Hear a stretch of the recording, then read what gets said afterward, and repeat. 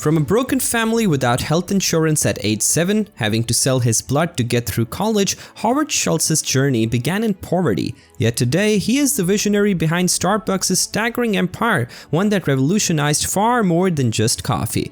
This rags to riches story traces back to 1960s Seattle. A sip in Rome, a dream in Seattle.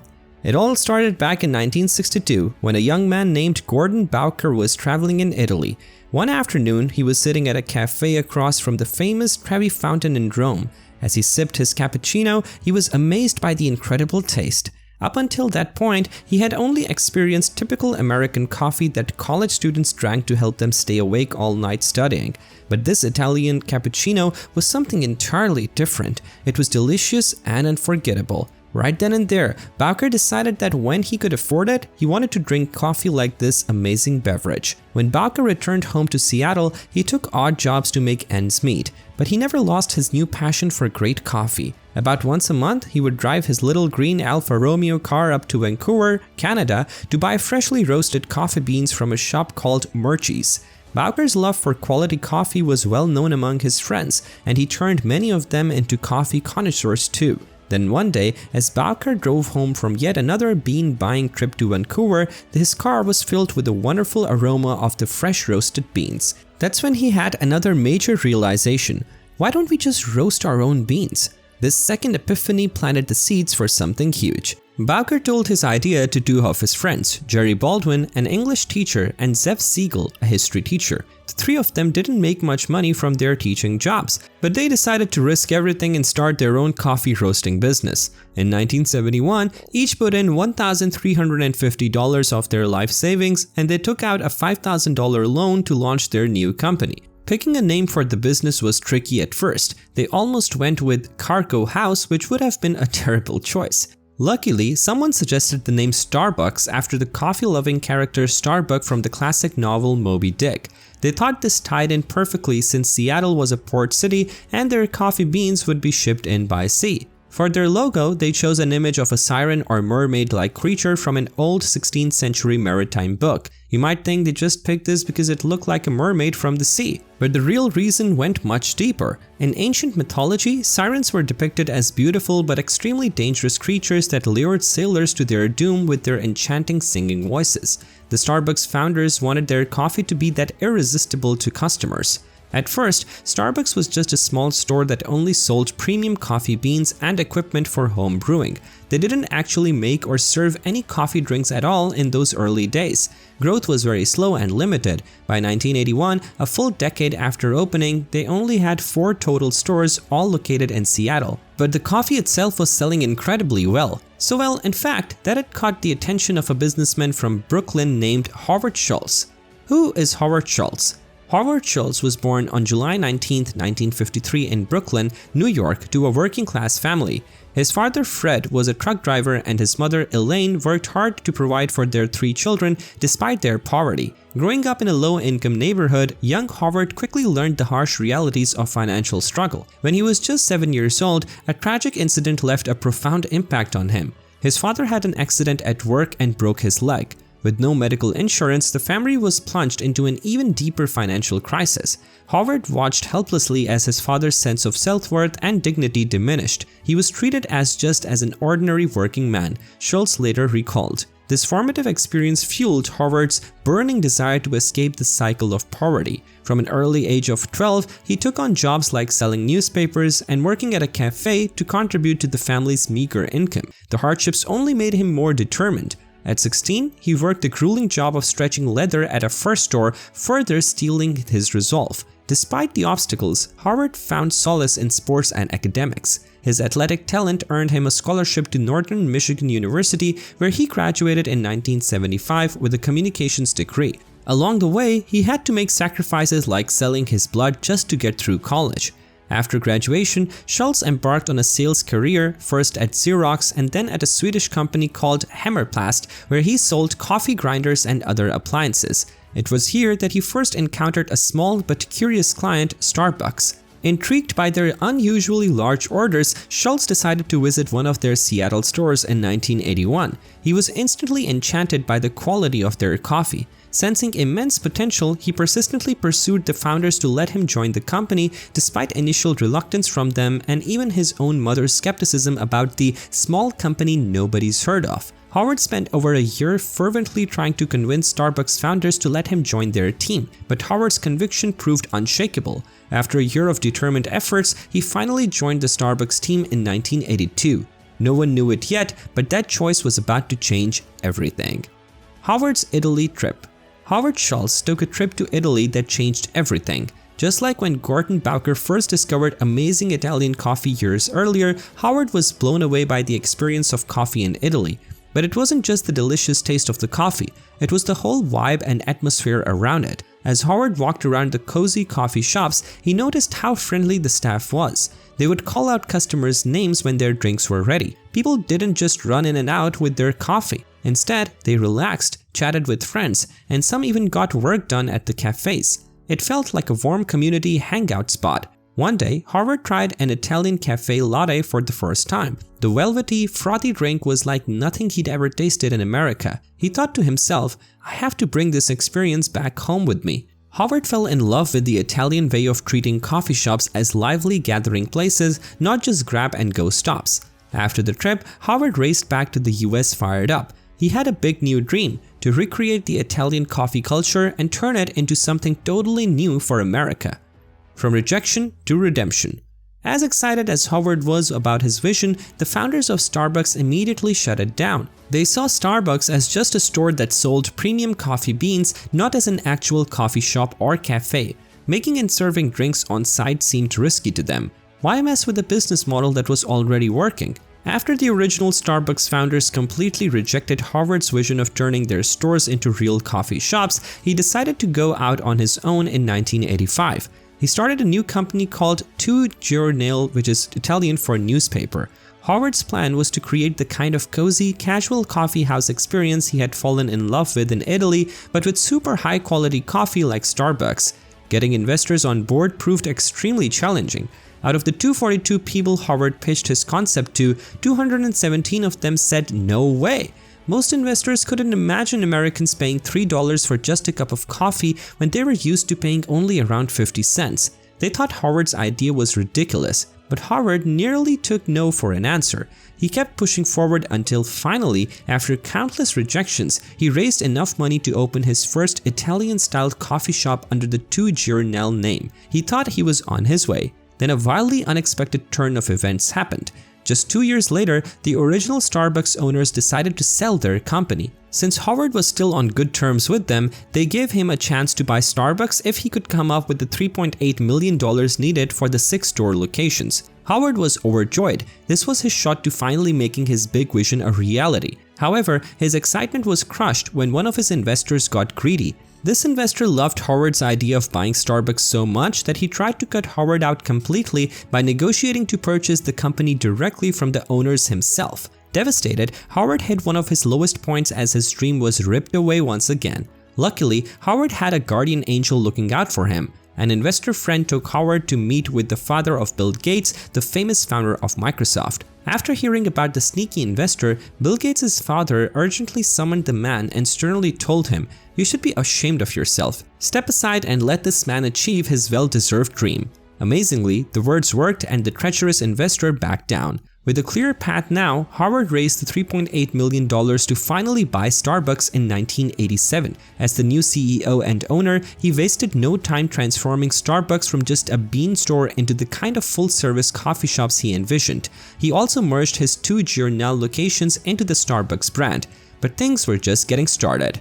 Starbucks takes over the world. When Howard Schultz became the big boss at Starbucks in 1987, he had an aggressive game plan.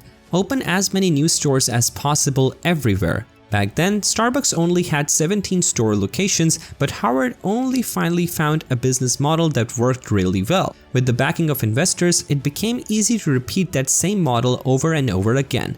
Starbucks began rapidly opening more and more coffee shops, not just in the US, but Howard wanted to go global too. By 1998, Starbucks had expanded into Japan, the Philippines, the United Kingdom, and other countries internationally. The explosive growth only accelerated from there. In the year 2000, Howard actually stepped down as CEO to specifically focus on this global domination strategy. At its peak, Starbucks was opening over 7 brand new stores every single day. By 2008, the company had skyrocketed to almost 17,000 stores worldwide under Howard's leadership. That was an increase of nearly 10,000% from when he first took over. Starbucks was literally everywhere. People joked that soon every house would have its own private Starbucks coffee pipeline.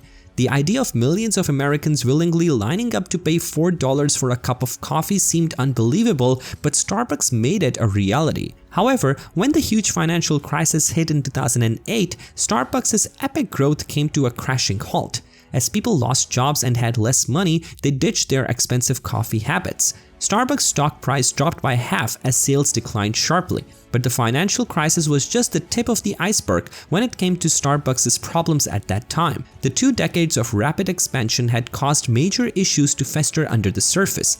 A leaked company email exposed multiple complaints about customer dissatisfaction. Starbucks had expanded so aggressively that it started to water down the special Starbucks experience that made it successful in the first place. Starbucks was in serious trouble and potentially facing bankruptcy within a year if things didn't change. That's when the company decided to bring back Howard as CEO in 2008.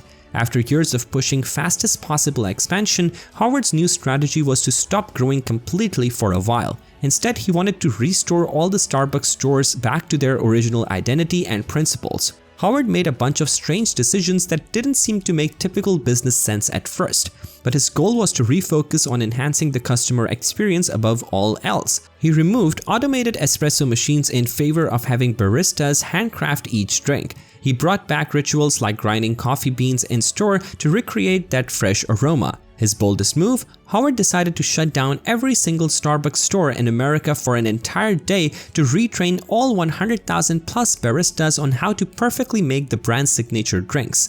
It was an unprecedented $7 million decision, but Howard believed it was crucial for realigning Starbucks to its core purpose. The retraining project generated a lot of news headlines and public discussion, but it also signaled to everyone that Starbucks was seriously committed to getting back to its roots of quality and service. And you know what? Howard's shocking strategies worked brilliantly. In 2009, Starbucks' growth skyrocketed by 143% as people flooded back for the improved experience. Starbucks had revived itself and was now thriving again with over 32,000 stores globally today. The Australian Challenge. While Starbucks was rapidly expanding across the globe, there was one continent that proved extraordinarily difficult to crack: Australia.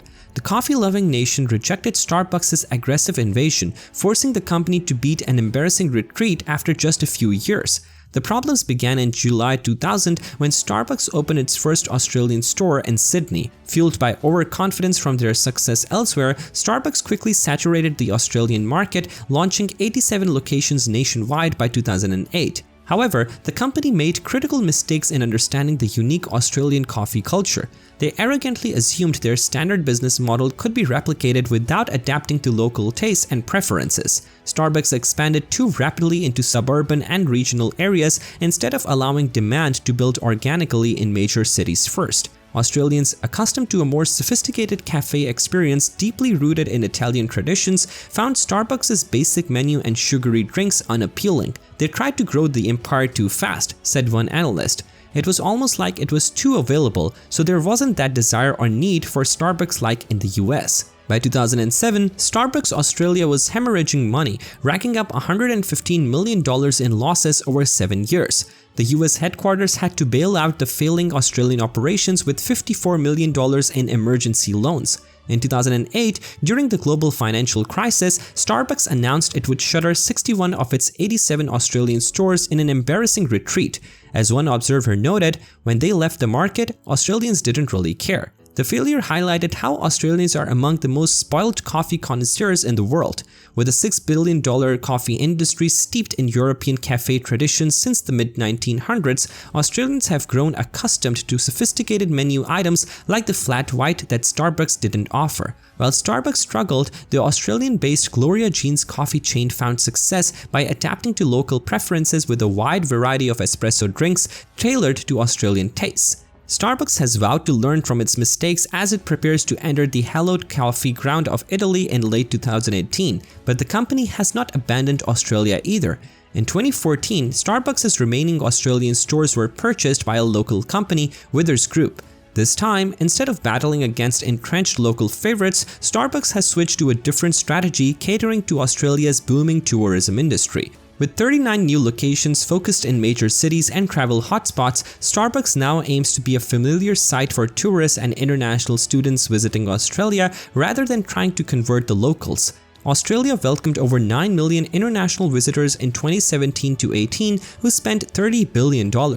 Starbucks is betting those globetrotters seeking familiar comforts will help the brand finally find its footing down under after years of humbling failures. Since Starbucks' initial attempt to conquer Australia went up in flames, it became clear that a one-size-fits-all approach wouldn't work everywhere. This humbling experience forced them to reevaluate their global strategy and adapt to the unique preferences of each market. And what else would be perfect than a bank? I know it all sounds weird, but hear me out on what happens when you store money in a bank. Is it really about coffee? Banks make money by holding onto people's cash deposits and investing or lending out that money to earn interest before customers need to withdraw it. Starbucks has essentially become an accidental bank by allowing customers to preload funds onto the Starbucks app and earn rewards. It's a brilliant strategy that has fueled Starbucks' incredible growth. It all started with the Starbucks app, which allows customers to load money onto an account to pay for drinks and food. At first, this mobile pay system was just a convenience for customers to earn rewards, but it quickly turned into something much bigger for Starbucks. Here's how it works. Let's say you load $25 onto your Starbucks account. The $25 just became an interest-free loan to Starbucks until you spend it. And you are not alone. Millions of customers have money sitting in their Starbucks apps and card balances. As of 2023, Starbucks is holding a staggering $1.6 billion of customers' money stuck in those digital wallets and card balances. That's more money than many actual banks have. Most banks have to keep a lot of cash on their hands in their vaults for when customers want to withdraw money. But since Starbucks customers can't actually withdraw the money in their apps, Starbucks doesn't need to worry about keeping cash reserves.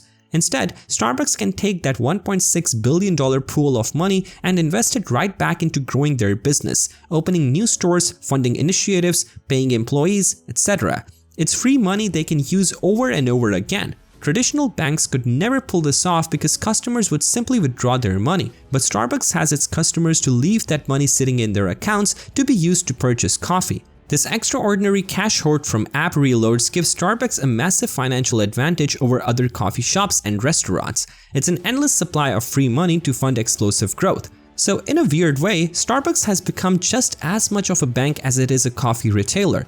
Except at this bank, you can't withdraw physical cash. You can only spend your money on Starbucks products. It has never been about the coffee.